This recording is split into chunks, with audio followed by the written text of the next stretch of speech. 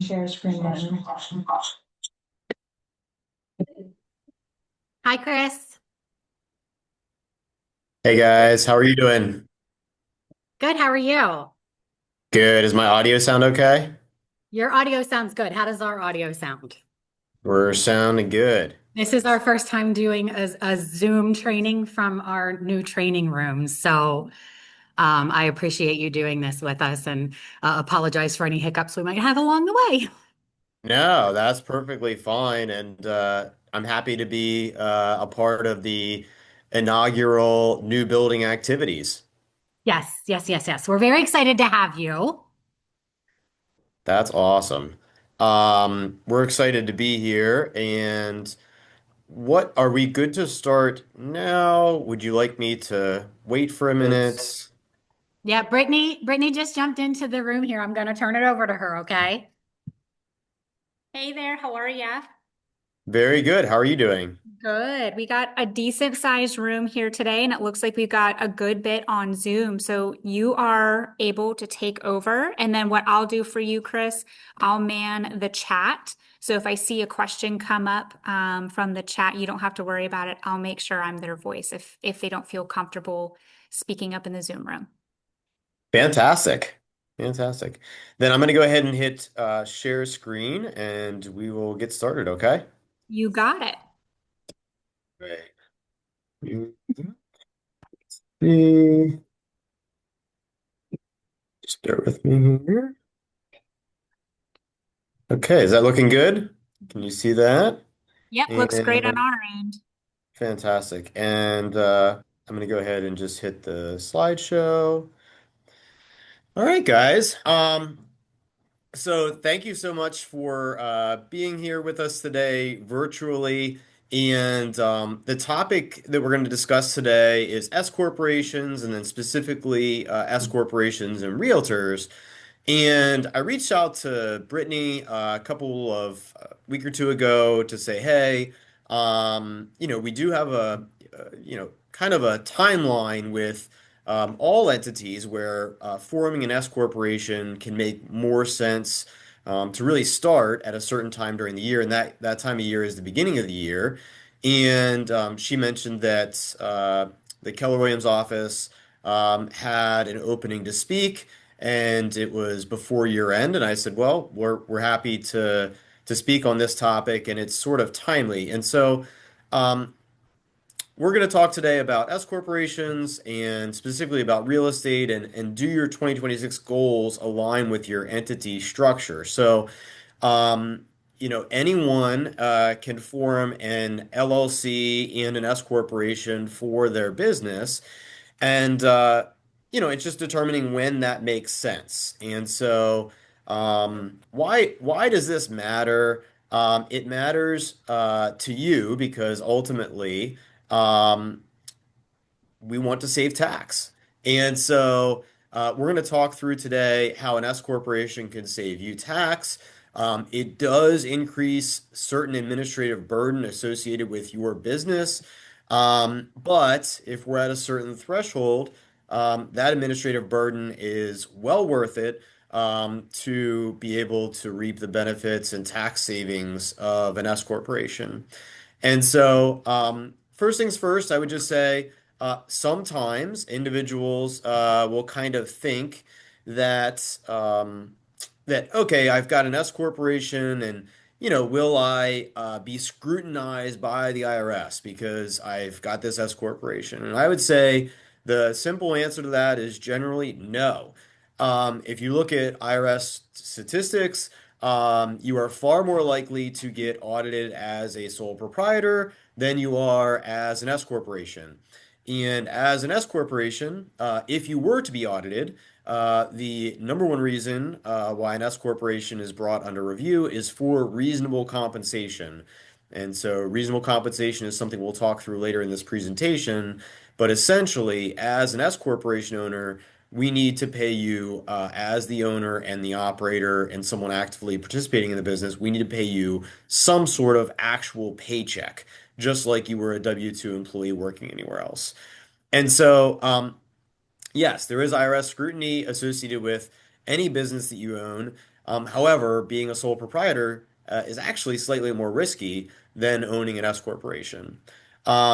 So with this, it's just important to note that we are operating a business. I know that real estate is an industry that sometimes folks will get into after leaving maybe W-2 employment. And at times it can be sort of difficult to see, okay, well, what, there's a transition from being from being a W-2 employee to being self-employed. And so we should just acknowledge the fact that as a realtor, we are self-employed. And as such, we have options in being self-employed with regard to our entity structure and elections that we make. Um, so that requires some planning. And as the business grows, what was best for you the first year that you got into this business, maybe when you were just dabbling in it, is not necessarily the best thing for you permanently as you grow. The right entity structure can absolutely maximize tax savings. And generally speaking, an S corporation is probably the number one easiest way for a high income earner who's actively participating in a business to help with tax. Um, and then the purpose of today and why this is a good time to talk through this is I know that in your business, you guys have, goals that you're planning on or maybe finalizing right now. In our business, if you are making the choice to form an LLC and become an S corporation, doing that, as close to January 1st as possible makes the absolute best sense. And so, as you're planning through your goals for 2026, and we talk through some income numbers today, I think it'd be best to think through, okay, where do I stand? Where am I planning to be in 2026? And do I think I'm going to be at or above some of these income numbers? And so, why does this matter? Like I said, you're not just a realtor, you are a business owner. And so, with regard to entity structure, tracking expenses, all of those kind of things, you own a business and can be easy to lose sight of that. As a sole proprietor, we are taxed on the net profit of our business in two ways. And the first way is just normal income tax. An S corporation is not going to save you any money with regard to normal income tax.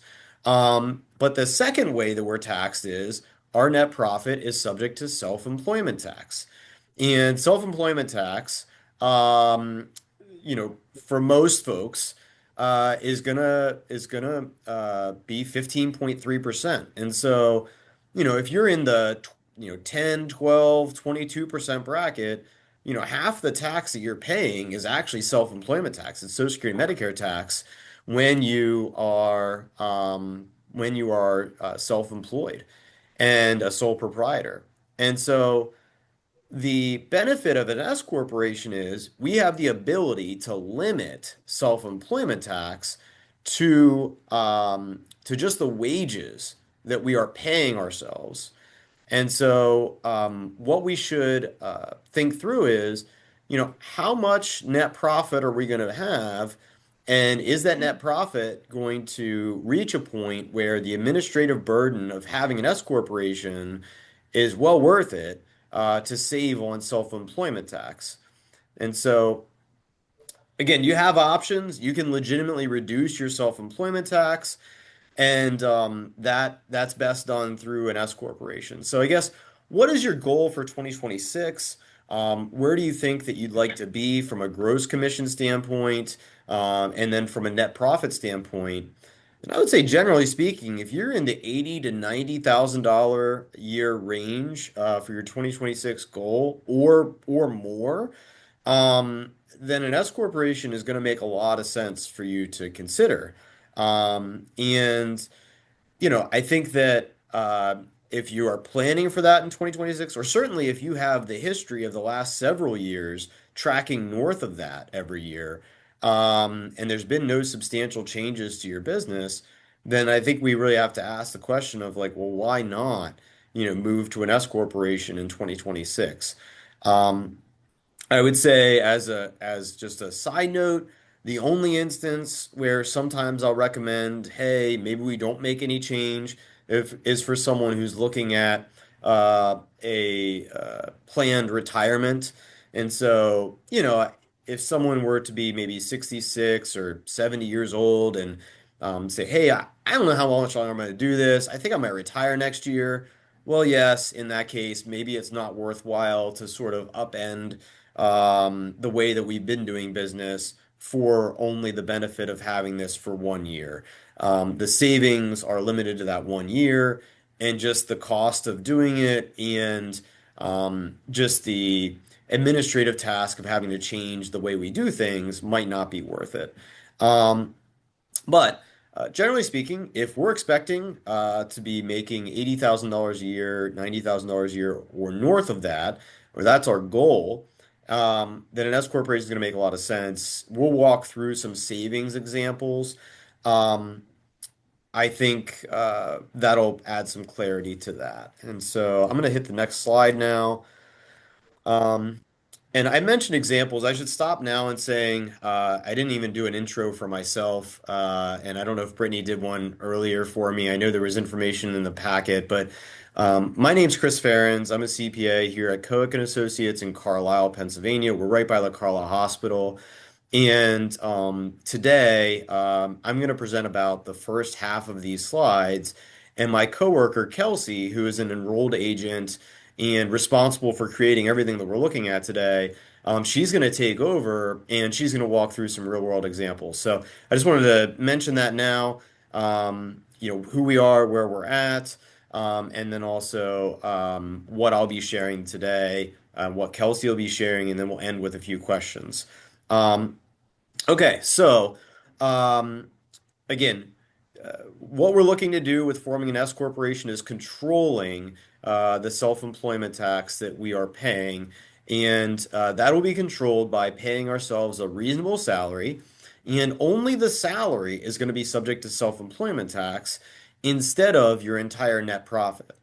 And then your next logical question may be, well, that's great, Chris, except I may not want to take just a reasonable salary. Maybe I want to be paid more. And how do I get money out of this company? Well, the good news is you can still receive funds from your own S corporation. It's just doing a distribution to yourself from the company. And so you can take compensation in two ways whenever you're an S corporation owner. The first way is through reasonable compensation, which will be subject to self-employment tax. We do need to pay some sort of reasonable compensation through payroll. But beyond that, if we want to take funds out of the company above and beyond our reasonable compensation, we are able to take those funds out through draws. And so I say all this to say that, with utilizing a firm to handle payroll for you and with some advising, you can really still take the same distributions and funds out of the company that you're accustomed to, being self-employed. It's just that there's a couple of extra steps.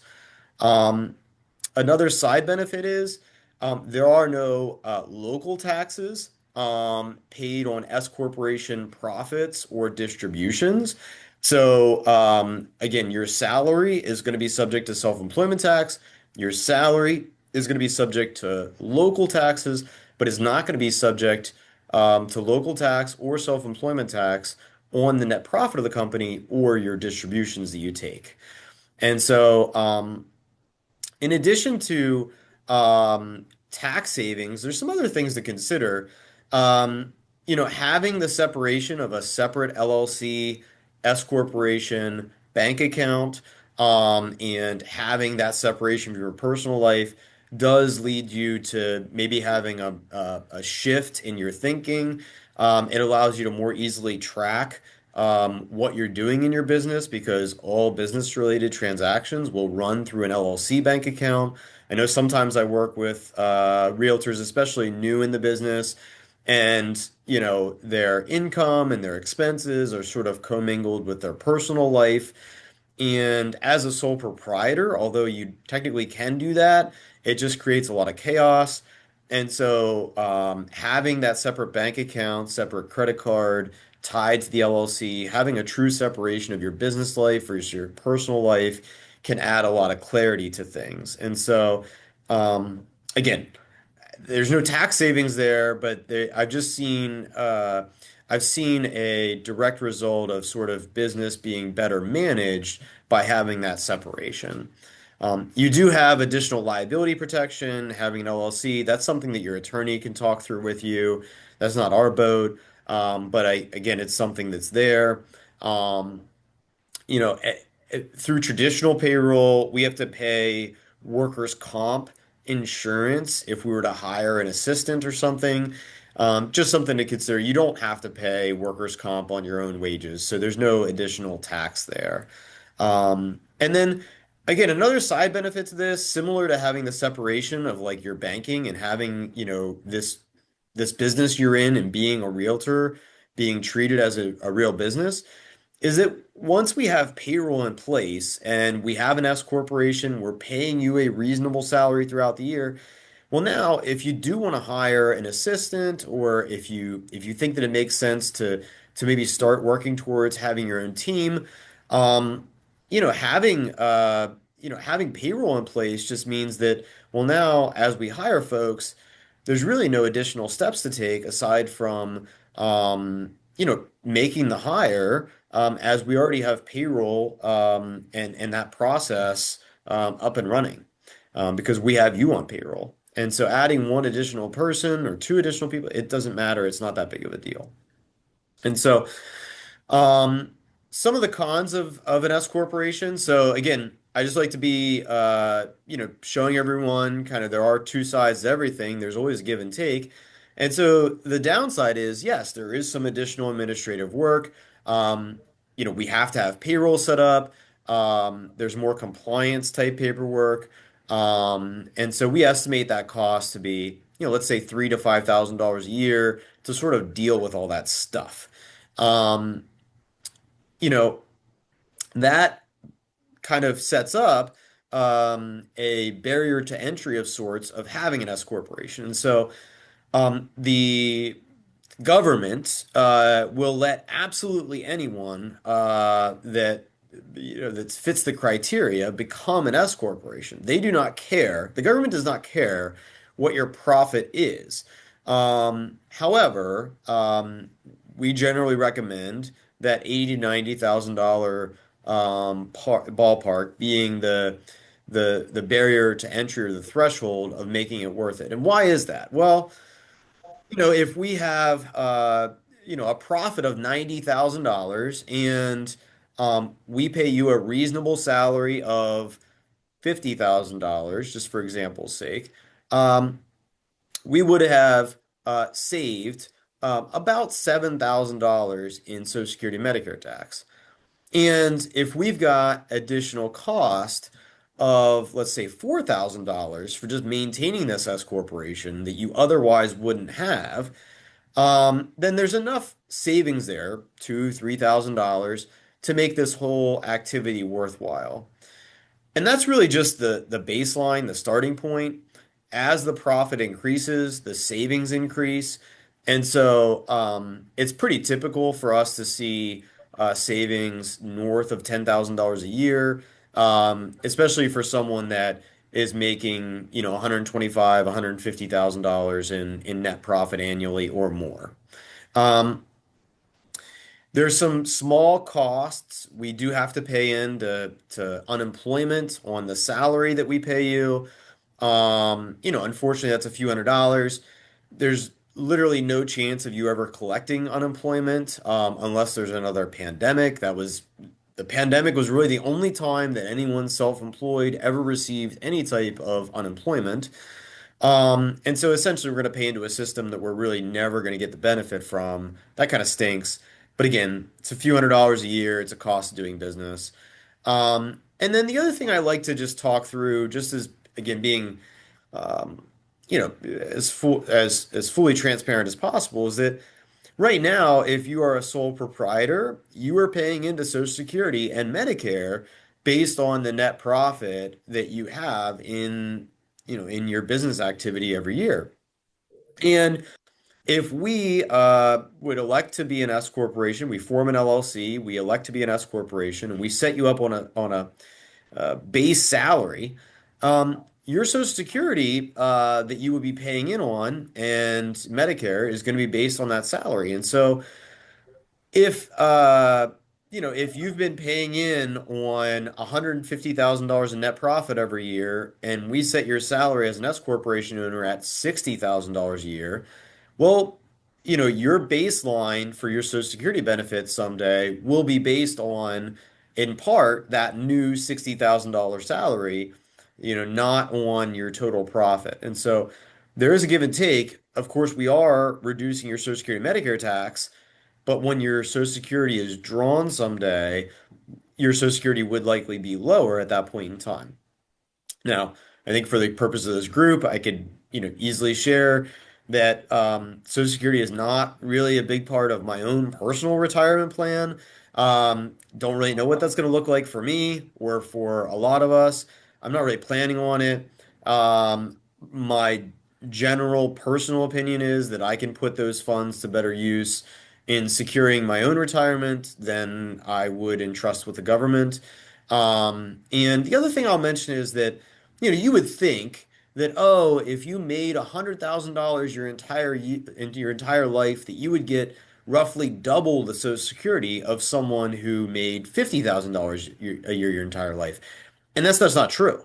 The Social Security system is set up that your first dollars that you put in count more towards your end benefit than the next dollars. And so someone that pays in based on a salary of $50,000 a year their whole life does not receive half as much as someone who paid in on $100,000 a year their whole life. So again, I just like to point that out. But again, just to be completely transparent, yeah, Social Security is impacted. And then we'll just kind of say down below that, some quick rule of thumbs. If we have, $80,000 a year net profit, it's a huge win. And we'll work through some numbers here in a few minutes. So when is the right time for you as a business owner to elect, just to kind of review, if you think that your net profit is going to be 80, 90, $100,000 plus, it absolutely makes sense to consider this. If your income is stable, it's absolutely worthwhile considering this. You think that, okay, I'm planning on making this my career and I'm not looking to retire anytime soon. This is the right move. Um, if you want to sort of have additional retirement options, having yourself on payroll as reasonable compensation does allow for certain retirement options to sort of exist and exist easily. So, when you're self-employed, you're responsible for your own retirement.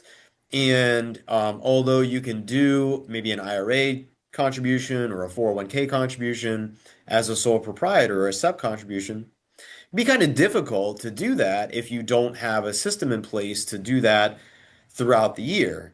And so by having yourself on payroll as reasonable compensation, it also just allows for certain withholdings to take place, like having a 401k. And so it's possible to set up a 401k for your own payroll for yourself in the reasonable compensation that we paid through payroll, and to just have it be deducted just like you were getting, a paycheck from any company that you've ever worked for.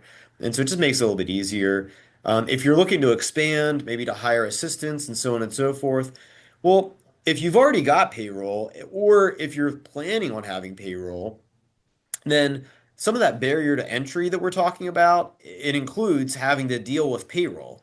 Well, if you're already going to have payroll or you're thinking about having payroll, well, some of that barrier to entry is sort of going to go away because the cost of completing payroll for you as the owner is really spread out, not just allocated 100% to the cost of hiring you, but just hiring assistants or building a team as well. And so it just sort of spreads out the cost of doing business. And so if you're hiring someone or you already have assistants, then the barrier to entry is actually kind of reduced. Um, Again, you're looking to separate your business and your personal life, then this is a great tool to help with that. And I would say that with proper tracking and with the ability to manage your Social Security and Medicare tax, you can have better tax planning and, of course, save in tax. And so I'm going to conclude at this point with my portion, and here in 1 second, I'm going to pass it over to Kelsey, who's going to work through some real world examples. After we conclude with some examples, um, we will finish up with some questions. And what I'll say is we're going to run through some examples that are just sort of things that we've seen before, and some folks that maybe are different income levels of their life. We can run any example that someone would like. And so what I'll say is while we've got some things here teed up, if you want a specific example run for yourself, if you contact Kelsey after this or call into our office and schedule a meeting, we can run really, any example out there.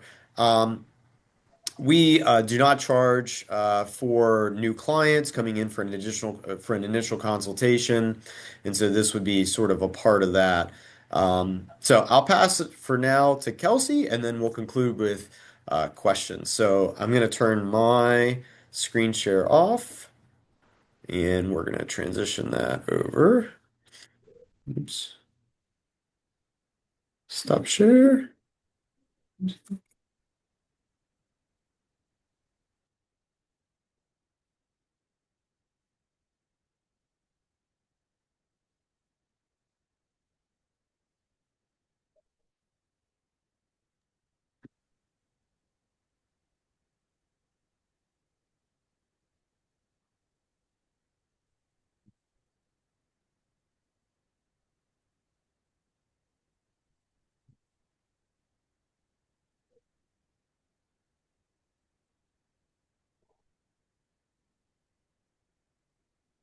Okay, can everybody see?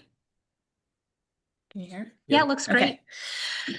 All right, I'm Kelsey. I work with Chris at Cohick. I put together 3 different scenarios. Hopefully, I hit everybody in your business here.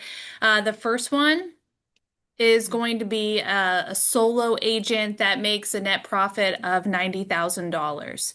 So the way that I did this is we have a net profit of $90,000, and then you do have to, oh, how did I do that? Go back. Okay, so net profit of $90,000.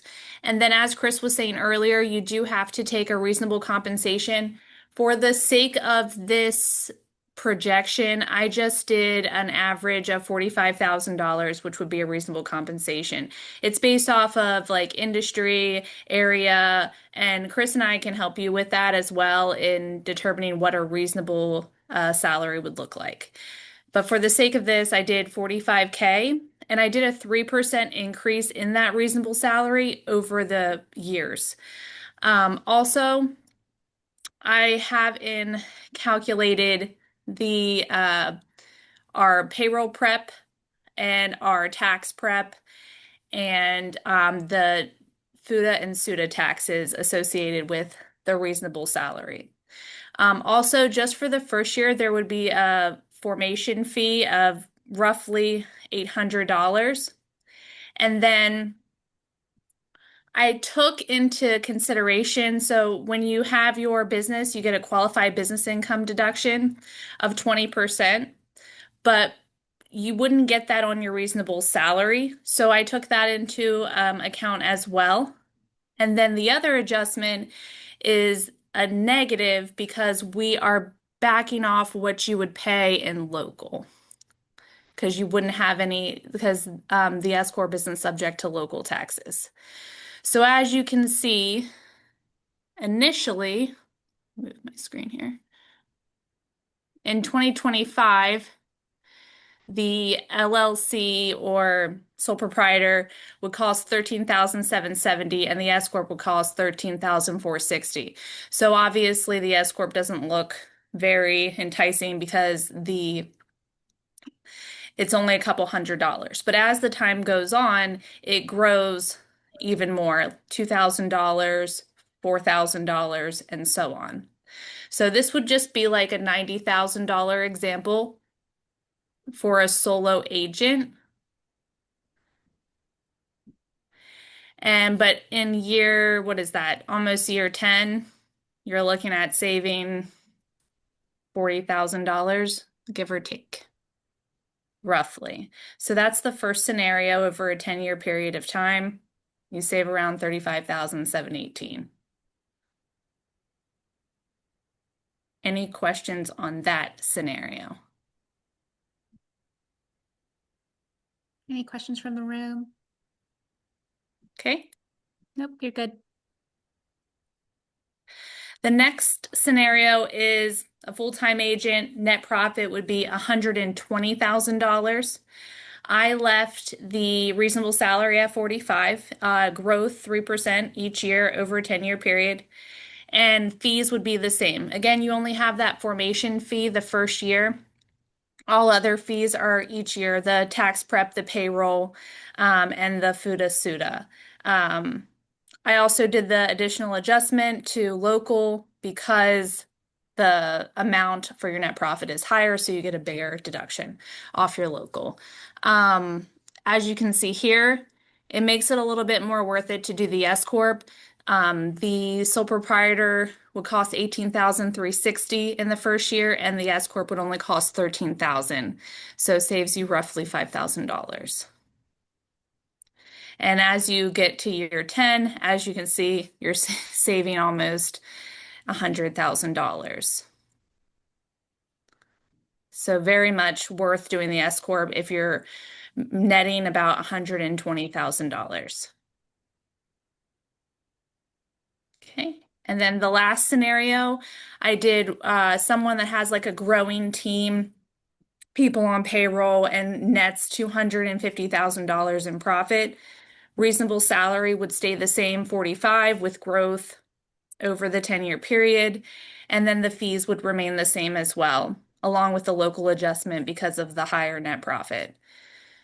In the first year, the sole proprietor would cost $29,536, and the S Corp would only cost $11,000. So very much saving you a decent amount of money. Over the 10-year period, you would save $251,000 to have an S Corp versus having a sole proprietorship. So those are a couple scenarios that we ran. If you have questions, I can answer any questions that you have. I can run any type of scenario that you need. If you have numbers in mind, you would just have to reach out. I do have one. And then did you want to go over this piece? Or do you want me to? I do have one question from the room. Actually, I real just quick. take over your if that's okay. Can they not hear me? We're passing computers. Thank you. Yeah. Okay. Hold on. So Hey, Chris, can you hear me? now we're going to did it do it? Yeah. Okay, cool. And okay.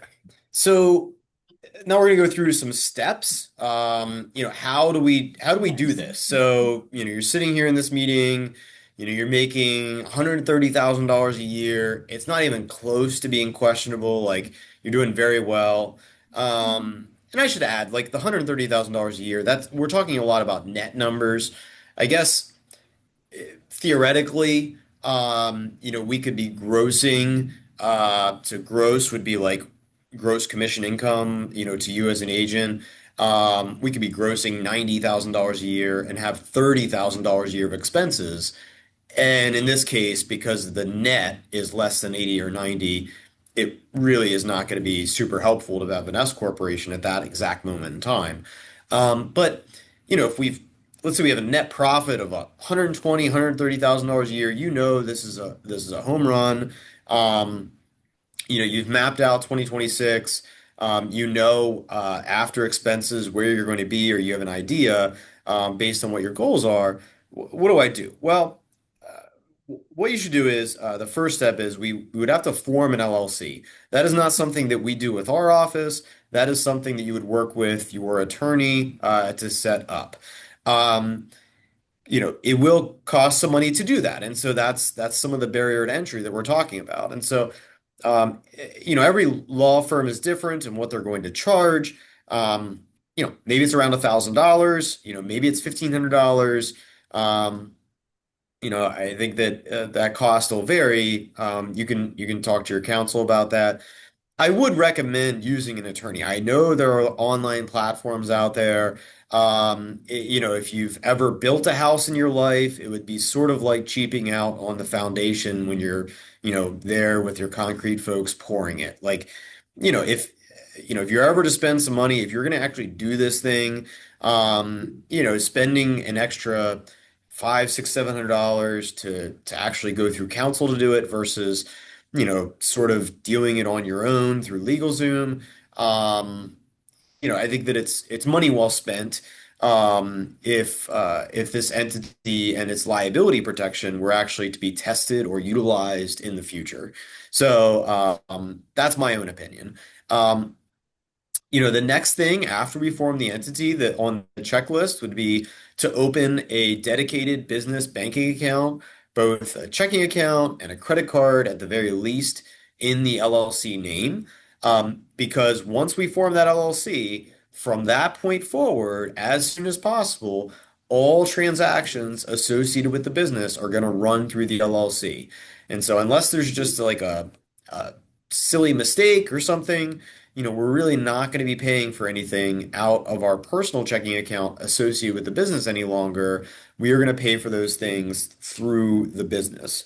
And being really diligent with that both is helpful with regard to liability protection, as well as with just basic business tracking, your ability to know where you stand, and then pulling everything together, at year end for tax. And so opening a separate business checking and credit card is probably the next step. Maybe there's a business savings as well. I would say if there's anyone in the room that's like, okay, Chris, I've heard all this stuff. I am nowhere near that income level for an S corporation to be worthwhile. Maybe that's a 2027 goal or 2028, but like as it stands right now, I'm not getting there in the next year or two. I'm brand new into this thing. I would say if you take something away from this, you should know what the level would be to look for to consider an S corporation in the future. But also, even if this doesn't make sense for you right now, opening a dedicated business checking account and credit card just in your own personal name, again, if an S corporation is too soon, doing that just in your personal name would add a lot of clarity to your life. And so, that's cheap. It's easy. The bank really doesn't charge you any fees, probably. Just open a business checking account, business credit card, run all of your business income and expenses through that in 2026. You have time to go to the bank and do that now. So if you're not at a point where an S corporation makes sense, but you're running everything right now through your own personal account where maybe your mortgage is paid from and all of your normal life expenses. I would say between now and the end of the year, open a dedicated checking account, even in your own personal name, and just know that you have that set up for the purpose of your business activity. And so I just want to mention that as a part of this. So if we're forming an S corporation, we've met with the attorney, we've opened up a dedicated business checking account, credit card, so on and so forth. We want to look into getting the appropriate liability insurance. Maybe you have coverage through the brokerage, but it would just be a question to ask. Hey, do I need any type of E&O insurance? And is that in the name of the LLC now? You have Um, me enough. We got you. There, we would set up the actual S corporation election. That's where we come into play. And so basically step 4 on is a lot of stuff that has to do with us. And so we would help with making the S corporation election, going to your attorney and forming an LLC is not completing the full S corporation election. There's paperwork to file with the Internal Revenue Service. There's a timeline with that. That's something that we help with. After we've made that election, we need to determine what is reasonable compensation for you, and then to set up the actual payroll. And so again, that's something we help with. We help with determining reasonable compensation. It's a whole interview process to figure out, okay, what kind of makes sense. We want to ensure that we're paying you enough for that compensation to be considered reasonable, while still ensuring there are some savings to have this whole S corporation. And so that's something that we can help with. We also do payroll here in our office, so that's a part of what we do. But again, if you're not utilizing us, step 4 and step 5 is something that your accountants likely would be very much involved with and or potentially completing for you. And then from there, it's like we got to operate this company as its own separate legal entity. So we really need to be sure that when there's income and expenses, that we are having those flow through the LLC account. And so you would talk to folks with Keller Williams to ensure that when you have a closing, that the deposit is going to go into that LLC account. And then in addition to reasonable compensation, we are going to be able to withdraw money from the company, from the newly formed LLC, through distributions as well. So when we own an S corporation, we're going to pay ourselves more likely than not in 2 ways. The first way being reasonable compensation. The government kind of says we have to have some sort of reasonable compensation depending on the industry and our involvement and profitability and so on and so forth. But above and beyond that, if we set reasonable compensation up at $75,000 a year and you're accustomed to living on, $120,000 a year, well, the balance above and beyond reasonable compensation paid through a W-2 would be taken out through dividend distribution. So you get to still maintain your lifestyle. The benefit of an S corporation is there is no double taxation as it exists with a C corporation. You're trying to withdraw funds. And so that's the benefit of the S corporation, and that's something that I wanted to kind of talk through. So from there, some common mistakes we see. So folks oftentimes will set up an S corporation, and the reasonable compensation will be set up way too low or way too high. It is something that's it's not an exact science. But there are tools that we have available to ensure that we're setting kind of an appropriate, reasonable compensation level, and that level also provides, hopefully, the tax savings that we're really doing all this for. And so, if we were to say, okay, I am an active realtor, I'm spending all my time in this business, I'm making $150,000 a year, and I'm paying myself a reasonable compensation of $6,000 a year, it's not so reasonable. Who is possibly going to go work for you or fill in your role for $6,000 a year? Nobody's going to do it. And so it would be unreasonably low. And I would say, well, we're probably setting ourselves up for audit risk. And a salary too high would be, okay, we're making $120,000 a year, and I've set my salary at $110,000 a year. And so we're going through all this process, we're doing this S corporation, we're doing all this stuff. And what are we saving? We're saving 15% on $10,000, the difference between our profit of 120 and our salary of 110. And it's like, great, Chris, I saved $1,500 and I paid everyone else, $3,000. I was better off burning it in the parking lot. And so not doing quarterly payroll tax return and tax planning is another common issue that we see. I would just say, like, if you have an S corporation, you definitely want to have someone helping you with doing tax returns, payroll tax filings, so on and so forth. It's a whole other level that, like, TurboTax and those sort of systems are not gonna really be able to help you out with too much. Although they do have platforms to help with those things. it really sets you up for having future problems. There are, separate deadlines for S corporations. Everyone thinks, oh, my taxes are due April 15th. Well, technically speaking, if you have an S corporation, the deadline is really March 15th for that S corporation. It is very common to file extensions for S corporations. We do it all the time. There's no harm in that. And sometimes that S corporation extension is just to administratively file between March 15th and April 15th. But missing deadlines are common with both the election itself and with ongoing tax returns. Um, Leaving commissions and income sources in your personal name, and I would adding, paying expenses with your personal banking. That's a problem. We see people commingling funds all the time. You really want to just draw a line between yourself and the business, and then not using a payroll provider. Again, technically you can do payroll through maybe QuickBooks or a separate provider, but like it is a process, and setting up the accounts and doing all the things the right way is kind of difficult. And we're also blessed. I presume everybody in this call is going to be in Pennsylvania, of course. So like we're blessed with being in the great state of Pennsylvania and in the Commonwealth. We've got all these municipalities and locals and so on and so forth. And so that adds a lot of complexity to payroll as well that folks in maybe Texas don't have. And so that's something we deal with here.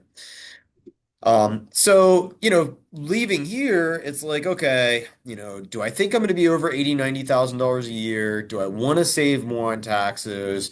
Do I want to have maybe some additional retirement options and or maybe some ease with getting retirement funded so it's a little bit more like painless? Am I planning to scale or maybe hire help eventually anyways? Am I looking to like, further legitimize the business that I am running? Then, the S corporation is going to make a lot of sense for you. And so that's what we have to say about that. That kind of ends my traditional slides here. Um, Again, just to kind of recap, the government will let you form an S corporation and an LLC and make that election literally at any point in time during the year. And so you can do it at any time. We're presenting here today, and what I would suggest is that if you are considering to do it, although you can do it at any time, one, is your profitability going to lead you to having successful savings by having this entity?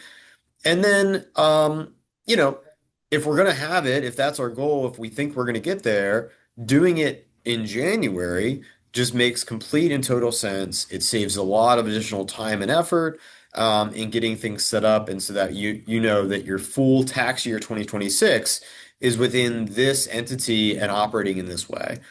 And I'll say that, if you're here today and you're like, well, I'll call my attorney, but they're not going to get me in until January 6th. Yes, that might be true. But like, that first week or so after you're back from Christmas and so forth, I know that's not peak real estate time. And so it might be possible to have either the entire year from a commission standpoint or close to an entire year in your new operating entity, even if you can't get in with your attorney until shortly after the holidays. So there is still time. And if you call your attorney, you work with counsel and they say, we're really booked out between now and the end of the year, you know, doing it very early in 2026 still makes sense. But I would just add that, doing it midway through 2026 would lead you to having kind of a sole proprietorship for half the year and an S corporation for half the year. Not to say that's not worth it, but there's just additional administrative burden with dealing with that. So the beginning of the year is a nice time to make all this happen. Um, so from here, what I'll say is we've got about 10 minutes left in the time here, 5 or 10 minutes. We can open it to questions. If anyone has a question, um, I'm more than willing to answer them. We would be scheduling in our office for kind of early January. If you form an LLC with if you form an LLC with legal counsel, we have 75 days, and there are 75 actual days, not business days, 75 actual days to file the S election. And so by forming an LLC with the attorney, there's still another step. And that step is filing the S corporation election. There's a time limitation to that. So you really want to basically meet with your attorney, form the entity, open the banking, and then like meet with your accountant all within about a week or 10 days of each other or 2 weeks. You don't want to wait 2 months to do that because you could run into a time issue. So I guess I'll open it at this point for questions if anyone has anything. I can go back to slides and I can answer some things. If I can't answer something today, we can always get back to you as well. Can you hear me okay, Chris? Yep, totally. All right, perfect. I did have one question from the room. Did you still have? Yeah, the scenario for the team that Kelsey went over, she said the compensation was still at 45K. And I just thought if it's a team, there's multiple people, wouldn't it be more than 45K as a reasonable compensation? Yeah, that's a fair consideration. So, at times we see that as the team develops, compensation needs to go up because you're just managing more people, you've got a lot more going on. But then on the flip side, we've also seen where as the team fully develops and maybe fully matures, I guess I don't know if that's a weird way to say that, but at times then the leaders and the owners' involvement can actually go down. And so although your name might be out there everywhere, and your face is on every single listing, your actual involvement with the team, again, if the system and the structure is fully developed, might actually go down. And so all of a sudden it's like, well, yeah, I've got this team, but like, because I've got, maybe a CEO in place, I've got structure, I'm only spending like 10 hours a week in this thing.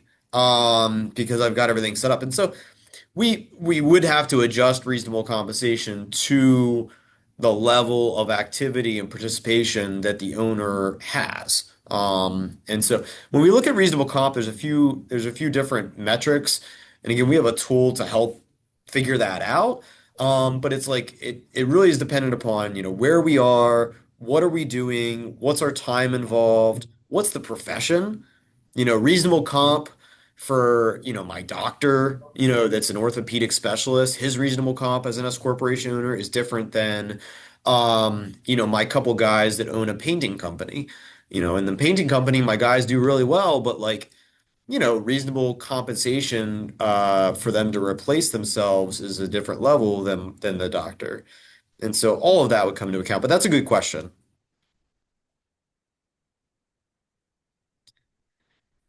Any other Anybody questions? else? Yes. Um, a married couple who are both independent contractors. Hypothetically Hypothetically speaking. People who have partners that do other independent contract work, does it make sense, or should you file for two S corps, like totally separately, or do you do a combined S corp, same LLC? Are there benefits to one or the other? That's a great question. Yep. Did you hear that, or That's- do you want me to rephrase? I did, yeah. That's a very good question. And so, I'll give you, I'll answer your question directly, and then I'll go into another example. So in your circumstance, if there are two different businesses and you've got a husband, maybe operating one business and a spouse operating another business, I would probably recommend two separate S corporations just because we have two very different businesses. And for a whole host of reasons, from liability to just general tracking of the business, having a separate entity set up is going to make a lot of sense for the two businesses. Now, if it's a husband and wife and they are both in real estate and they're operating the same team, then I would just say one S corporation. And both commissions from both would go into one S corporation because, effectively we're running the same team. It's just that we've got two married partners operating that team. And so if they're very different businesses, they're not, it's just one's a cleaning company and one is an architect, I would have two separate S corporations, for sure. That helpful? Yeah.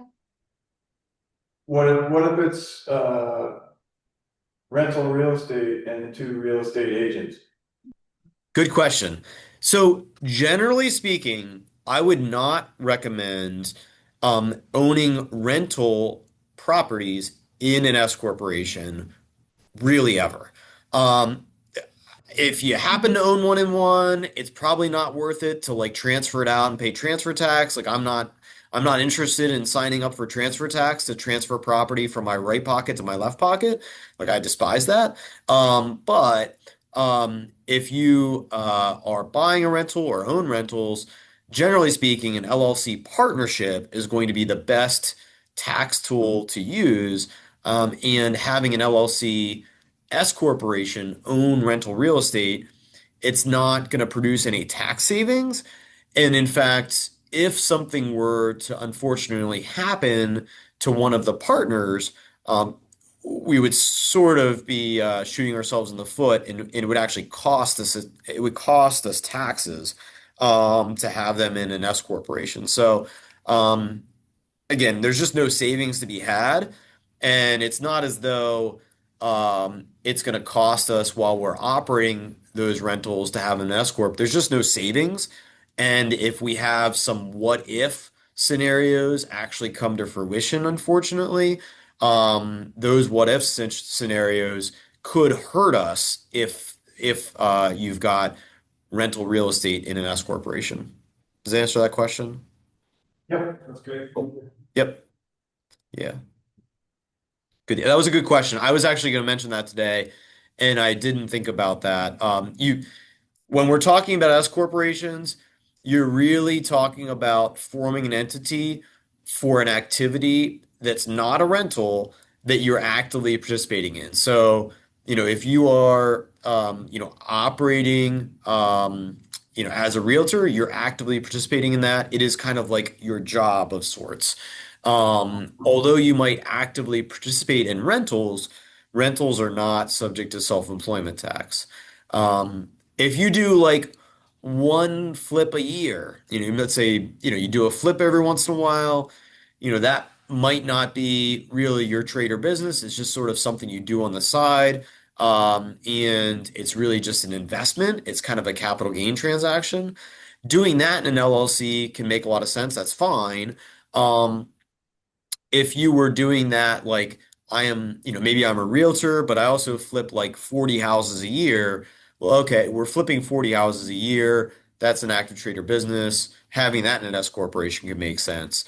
But that's really the only time where, owning real estate in an S corporation makes sense is if it's like super fast, short term.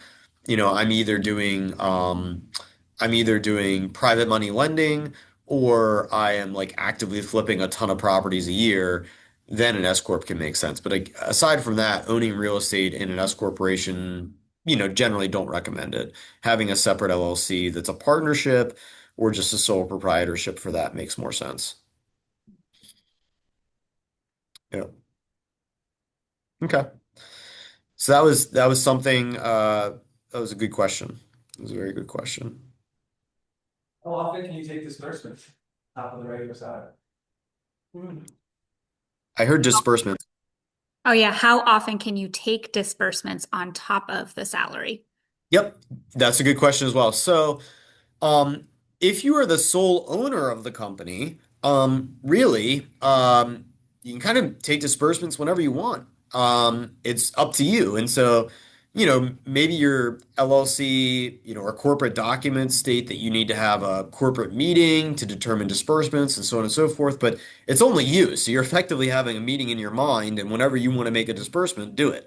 But when you have another shareholder, you've got other folks in the business in addition to you, well, then you do have to follow the structure that was set in place by the organizing documents of the LLC. And so, if that organizing document says that both parties have to agree or so whatever, it would be in accordance to that. Additionally, something that I should mention, with an S corporation, you could have two or three owners or multiple owners. All of those owners could receive different salaries because maybe they have different jobs or roles within the company. And so they can receive different salaries. But when it comes to distributions, when we've got multiple owners in the company and we're making distributions, those distributions have to be in accordance to ownership, not based on effort or anything else. And so if distributions are being made and there's multiple owners, and let's say everybody's a third, a third, a third, well, everybody's got to receive their one third out of the distribution being made. And so that's something important to mention. With a partnership, you don't have to abide by that. With a partnership, you could have two partners, one is pretty passive and is not doing anything. The other partner takes all the distributions, that's fine. But with an S corporation, distributions are in proportion to ownership. If you're a sole owner, it's really a non-issue. But if there are multiple owners, that is something to certainly consider. So, cool. I'll give you one. So I probably have like 1 minute left. I'll give you one just talking about distributions and having multiple people involved. So just like an advanced planning tool of sorts. Um, if you have two folks that are operating a partnership and maybe they have an LLC partnership and they both put in different efforts and so they want to be paid different amounts. So we don't want our distributions to be equal. It may be best in that instance that the top level entity, their operating entity, remain a partnership and that each of the partners have their own S corporation that are a partner in that partnership. And so with a partnership could have a partner that's a person. A partnership could also have a partner that's an S corporation. And then those folks could make their own independent decisions regarding reasonable comp and distributions and stuff like that. But an S corporation cannot have an entity be an owner. An S corporation can only have individual people be owners. And so that was just like kind of an advanced planning tidbit on layering entities that sometimes we utilize when you've got multiple folks operating an entity that are providing different levels of services, and if we've got the opportunity to plan that out a little bit. So, cool. Well, I appreciate you guys being here today. I don't know, you deserve some sort of an award the week before Christmas, listening to a tax topic. Hopefully this was helpful. Maybe you take action on it and you look to set yourself up and save some money next year. This is something that we do all the time. I will say I don't always know 100% what goals of folks would be. And so, even for my clients that I work with regularly, sometimes we know where they've been, but where they're going is important. And so, if you work with an accountant, letting them know what their upcoming goals are, what your upcoming goals are, can become an important conversation tidbit. Because again, if you've traditionally had profit of $80,000 a year or $50,000 a year, and the next year is going to be 150, well, if you've got some certainty of that and you're ready to take the leap, an S corporation could be worthwhile to tee up, and providing them that information can help them with making that decision or helping facilitate it. So I appreciate you guys being with us. And again, we're both with Cohick and Associates. I know Brittany has my contact information. And so both Kelsey and I are in here full time, year round. And so if you have something come up over the next couple of weeks, we'd love to talk with you. We will probably be taking on new clients through mid to late January. At some point in time in February or late January, we will probably have to cut things off. And so really the best time to get with us would be early January if you're looking to make some sort of a switch or if you're looking to do any of these S Corp type considerations. So cool.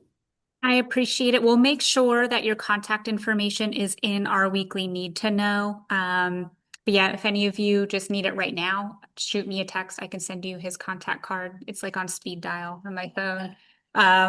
We share it frequently. So we really appreciate your time today, both of you. Slides look great, Kelsey. And Thank Kelsey. you. Thank you. We'll be in touch. Awesome. Thank you guys. Appreciate it. See ya. See ya.